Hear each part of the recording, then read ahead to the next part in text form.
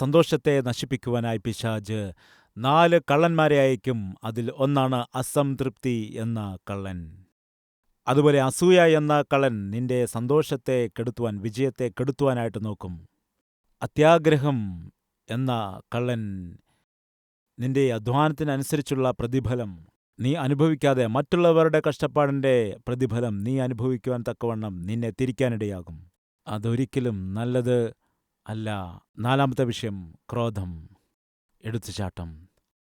കോപം ഉപേക്ഷിക്കുക, ക്രോധം വിട്ടുകളയുക.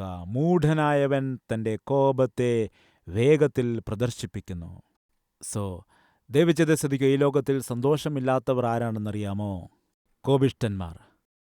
കോപിഷ്ഠന്മാർക്ക് ആരുടെ കൂടെയും സന്തോഷത്തോടെ ഇരിക്കില്ല. ഈ ദിവസം നിന്റെ ജീവിതത്തിൽ കോപമെന്ന മായരോഗം ഉണ്ടെങ്കിൽ നിനക്ക് സന്തോഷിക്കാൻ കഴിയില്ല.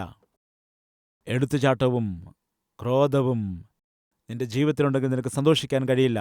അത്യാഗ്രഹം നിന്നിലുണ്ടെങ്കിൽ സന്തോഷിക്കാൻ കഴിയില്ല. അതൃപ്തി നിന്നിലുണ്ടെങ്കിൽ സന്തോഷിക്കാൻ കഴിയില്ല. അസൂയ നിന്നിലുണ്ടെങ്കിൽ സന്തോഷിക്കാൻ കഴിയില്ല. അത് വളരെ സന്തോഷകരമായ കുടുംബമാണ്. ഒരേ ഒരു മകൻ, ഭാര്യയും ഭർത്താവും മകനും വളരെ സന്തോഷത്തോടെ ജീവിച്ചിരുന്നു. അങ്ങനെ ജീവിച്ചപ്പോൾ അയാൾക്ക് ഒരു ചെറിയ പ്രശ്നമുണ്ട്, കുറച്ച് മുൻകോപമുണ്ട്. കുറേ വർഷങ്ങളായിട്ട് ഒരു നല്ല കാറ് വാങ്ങണമെന്ന് സ്വപ്നം കണ്ടു. അവസാനം നല്ലൊരു കാറ് വാങ്ങിയെടുക്കുവാനും ഇടയായി. എല്ലാ ദിവസവും ആ കാറ് തുടച്ച് വൃത്തിയാക്കുമായിരുന്നു. അങ്ങനെയുള്ള സന്ദർഭത്തിൽ കൊച്ചുകുട്ടിയും അടുത്ത് വന്ന് അദ്ദേഹത്തെ സഹായിക്കുക പതിവായിരുന്നു. അങ്ങനെ ഒരു ദിവസം ആ കൊച്ചുകുട്ടി എന്തു ചെയ്തെന്നറിയും? എന്താണെന്നറിയത്തില്ല. ഒരു പെൻസിൽ കൊണ്ടോ മറ്റെന്തോ വസ്തു കൊണ്ടോ ആ കാറിൽ എന്തോ എഴുതി വയ്ക്കുവാൻ ഇടയായി. ആ കാറിൽ എന്തോ കുത്തിവരയ്ക്കുന്നത് കണ്ടുകൊണ്ട് ദൂരെ നിന്നതായ ആ പിതാവ്, നല്ലവണ്ണം നീറ്റായി കാറ് തുടച്ചുകൊണ്ടിരുന്ന പിതാവ് കണ്ട് കോപിച്ച് അടുത്ത് കിടന്നതായ കട്ടിംഗ് പ്ലെയർ, ടൂൾസൊക്കെ കിടപ്പുണ്ടായിരുന്നു. അതിൽ നിന്ന് കട്ടിംഗ് പ്ലെയർ എടുത്ത് എടാ എന്ന് വിളിച്ച് ശക്തമായിട്ട് ആ മകനിട്ട് എറിയാനിടയായി.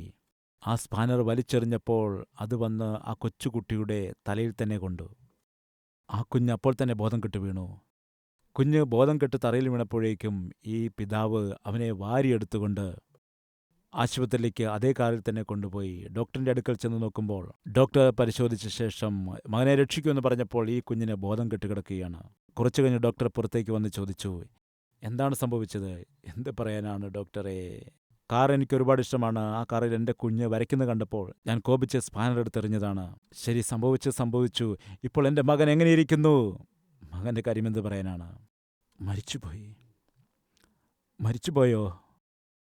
മരിച്ചുപോയി എന്ന് പറയുന്നതിനേക്കാൾ നീ കൊന്നതല്ലേ, കൊന്നുകളഞ്ഞില്ലേ? ആ വാക്കുകൾ കേട്ട ഉടനെ തന്നെ അടുത്തു നിന്നതായ ഭാര്യ ബോധം കെട്ട് താഴെ വീണു. ആ ഷോക്ക് സഹിക്കാതെ മരിച്ചുപോയി. ഹാപ്പിയായുള്ള കുടുംബമാണ്. എന്നാൽ എന്താണൊരു കുറവ്? മുൻകോപം. എൻ്റെ മുൻകോപം കാരണം, എൻ്റെ എടുത്തുചാട്ടം കാരണം എൻ്റെ മകനെ എനിക്ക് നഷ്ടമായിപ്പോയല്ലോ, എൻ്റെ ഭാര്യയെ എനിക്ക് നഷ്ടമായിപ്പോയല്ലോ. ഇവരെക്കാൾ കൂടുതൽ ഞാൻ ഈ കാറിനെ ഇഷ്ടപ്പെട്ടത് കൊണ്ടാണെന്ന് പറഞ്ഞ് അവിടെ ചെന്നിട്ട് ആ കാർ അടിച്ചു തകർത്തു. വലിയൊരു കമ്പി എടുത്തുകൊണ്ട് വന്ന് ആ കാർ മുഴുവനും അടിച്ചു തകർത്ത് കളഞ്ഞു. എൻ്റെ മകൻ അവിടെ കുത്തിവരയ്ക്കുന്നത് കണ്ടുകൊണ്ടാണല്ലോ ഞാനവനെ കോപിച്ചെറിഞ്ഞത്. അവൻ എന്താണ് വരച്ചിരിക്കുന്നത് എന്താണെന്ന് അറിയാൻ വേണ്ടി അവിടെ ചെന്ന് നോക്കുമ്പോൾ ആ കാറിൽ എന്തെഴുതിയെന്നറിയാമോ? Daddy, I love you daddy എന്നാണ് ആ മകൻ എഴുതി വെച്ചത്. ആ മകൻ വെറുതെ വരയ്ക്കുകയായിരുന്നില്ല, തൻ്റെ പിതാവിനോടുള്ളതായ സ്നേഹത്തെ എഴുതുകയാണ്. ഐ ലവ് യു ഡാഡി എന്ന് എഴുതിയിരിക്കുകയാണ്. അത് കണ്ടതിന് ശേഷം ആ വ്യക്തിക്ക് എന്തു പറ്റിയെന്നറിയാമോ? ഭ്രാന്തനായിപ്പോയി. റോഡിൽ കൂടി ഒരു ഭ്രാന്തനായിട്ട് നടക്കുമായിരുന്നു. ഇത് യഥാർത്ഥമായി സംഭവിച്ച കഥയാണ്. ഹാപ്പിയായിരുന്നതായ ആ കുടുംബത്തെ നശിപ്പിച്ചു കളഞ്ഞത്, സന്തോഷത്തോടെ ജീവിച്ച വ്യക്തി ഇന്ന് ഭ്രാന്തനായിട്ട് റോഡിൽ നടക്കുവാൻ ഇടയായതിൻ്റെ കാരണമെന്തെന്നറിയാമോ? അയാളുടെ കോപമാണ്, ക്രോധമാണ്. നമ്മളുടെ ചില സഹോദരന്മാർക്ക് ചെറിയ വിഷയങ്ങൾക്ക് പോലും കോപമാണ്. അതുപോലെ ഭാര്യമാർക്ക് ചെറിയ കാര്യത്തിനും കോപമാണ്. ദൈവചിത് കേൾക്കുക. വേദപുസ്തകത്തിൽ പറയുന്നു, മൂഢൻ തൻ്റെ കോപത്തെ വെളിപ്പെടുത്തുന്നു, എന്നാൽ ജ്ഞാനിയായവൻ ദീർഘക്ഷമയോടുകൂടി ഇരിക്കും. നീ വേഗത്തിൽ കോപിക്കുന്ന വ്യക്തിയാണെങ്കിൽ നീ സ്വയം പറയുകയാണ് നീ മൂഢനായ ഒരു വ്യക്തിയാകുന്നുവെന്ന്, ഒരു മൂഢയാകുന്നുവെന്ന്.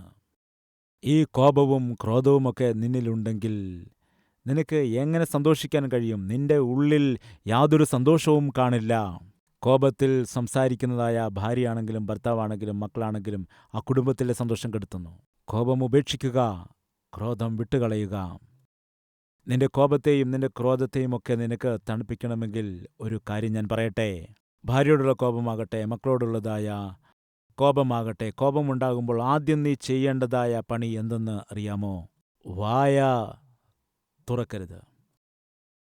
കഴിയുമെങ്കിൽ ആ സ്ഥലത്ത് നിന്ന് ഒരു 10 മിനിറ്റേക്ക് വെളിയിലേക്ക് പോകാം.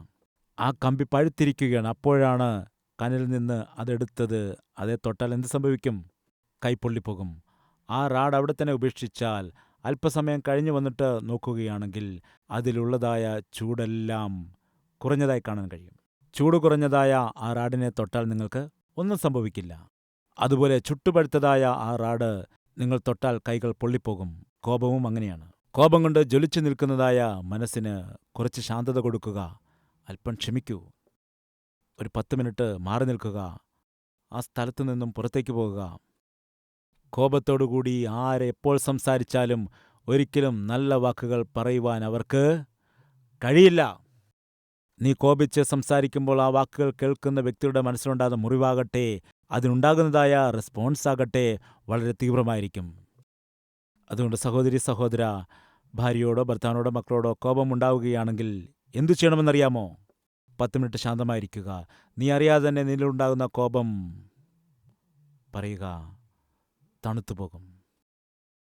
സമയത്തിന് കോപത്തെ തണുപ്പിക്കുവാനുള്ളതായ ശക്തി ഉണ്ട്. കുറച്ച് സമയം കാത്തിരിക്കുക.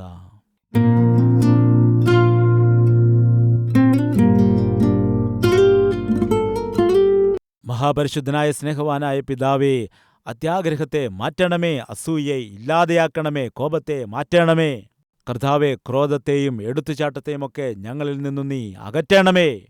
ഇന്നു മുതൽ സന്തോഷത്തോടെ ജീവിക്കുവാൻ ഞങ്ങളെ പഠിപ്പിക്കണമേ എന്ന് യേശുക്രിസ്തുവിന്റെ നാമത്തിൽ അപേക്ഷിക്കുന്നു പിതാവേ.